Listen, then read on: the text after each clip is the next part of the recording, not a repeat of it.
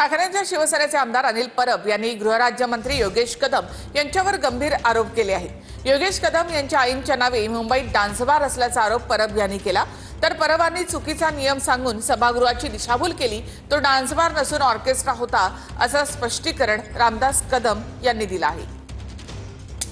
सावली bar and restaurant आहे, लाखो करोड रुपये या डान्स बार मध्ये उडवले जातात की हे परमिट कोणाच्या नावाने आहे?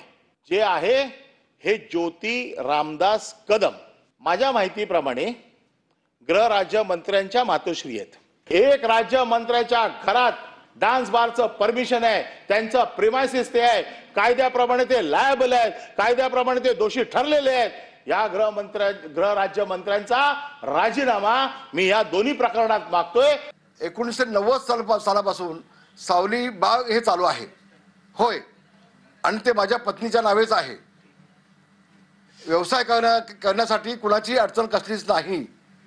त्यामध्ये ते बाग एका शेट्टी नावाच्या व्यक्तीला आम्ही चालवायला दिलं आहे 30 वर्षापासून। अनिल परब यांनी डान्स बाग आहे असं सांगून आमची बदनामी करण्याचा जो प्रयत्न केलाय तो चुकीचा दिशाभूल करणारा आणि आमची बदनामी करणारा आहे। सन्माननीय सभापतीला मी पत्र लिहितोय की चुकीचे नियम दाखवून अशा पद्धतीने एखाद्या राज्यमंत्र्याला बदनाम करता येतं का, आणि केलं असेल अनिल परबनी तर त्याच्यावरती योग्य ती कारवाई झाली।